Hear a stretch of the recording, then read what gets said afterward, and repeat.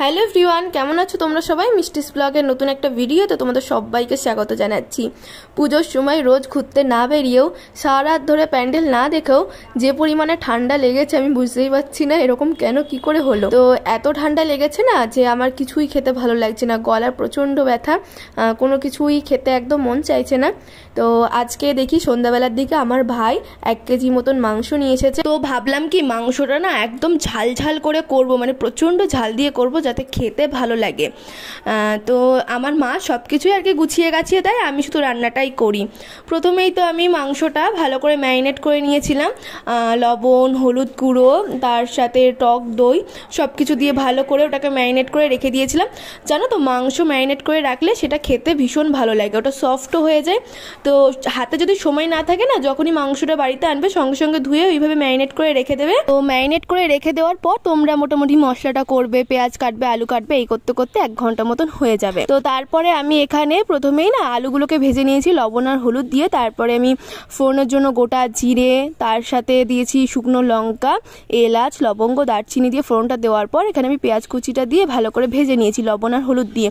পেঁয়াজটা ভালো করে ভাজা হয়ে যাওয়ার পর আমি মশলাটা দিয়ে দিয়েছি, কাঁচা লঙ্কা, রসুন, টমেটো আর বেশি করে গোলমরিচ দিয়েছিল আমার মা। গোলমরিচ দিয়ে মশলাটাকে খুব ভালো করে বেটে দিয়েছিল। তো এটাকে না গোলমরিচ চিকেনও বলা যেতে পারে। আমি ফোড়নের সময় গোলমরিচ দিইনি, কারণ হচ্ছে গোলমরিচ গোটা দিলে না আমাদের বাড়িতে কেউ সেরকম একটা খায় না, মা ছাড়া, সেই জন্য আমার মা বেশি করে বেটে দিয়েছিল। মশলা দিয়ে ওর ভিতরে একটু জিরের গুঁড়ো, ধনের গুঁড়ো, কাশ্মীরি লঙ্কার গুঁড়ো, লবণ, হলুদ গুঁড়ো, ও হ্যাঁ আর একটু কিন্তু চিনিও দিয়েছিলাম পেঁয়াজ ভাজার সময়। মশলাটাকে খুব ভালো করে কষিয়ে নিতে হবে, একটু মশলা ধোয়া জলও দিয়ে দিতে হবে। ভালো করে কষিয়ে নেওয়ার পর যে মাংসটা আগে থেকে আমরা ম্যারিনেট করে রেখেছিলাম সেই মাংসটা দিয়ে দিতে হবে।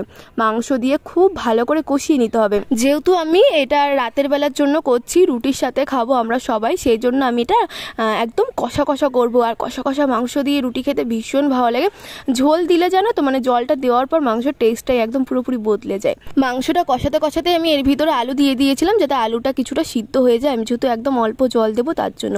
আর এখানে টমেটো সসও দিয়ে দিয়েছিলাম, খুব ভালো করে কষিয়ে নিয়ে জল দিয়ে দিয়েছিলাম। আমি যেভাবে মাংস কষাই না তাতে আর জল দেওয়া লাগে না, কিন্তু এখানে আলু টালু রয়েছে তো সেই জন্য অল্প করে জল দিতে হলো। তো জল দিয়ে আমি গরম জল দিয়েছিলাম, জল দিয়ে ভালো করে আমি এটাকে ফুটিয়ে নিয়েছি। যেহেতু মাংসে লবণ মাখানো ছিল সেই জন্য আমি পরে অল্প করে লবণ দিয়েছিলাম, টেস্ট করে দেখে নিয়ে।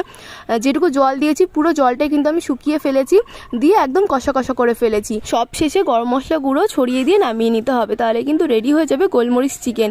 আর এই চিকেনটা রুটির সাথে খেতে ভীষণ ভালো লাগছিল, আমার কাছে তো খুব ভালো লেগেছে এরকম কষা কষা ঝাল ঝাল চিকেনটা।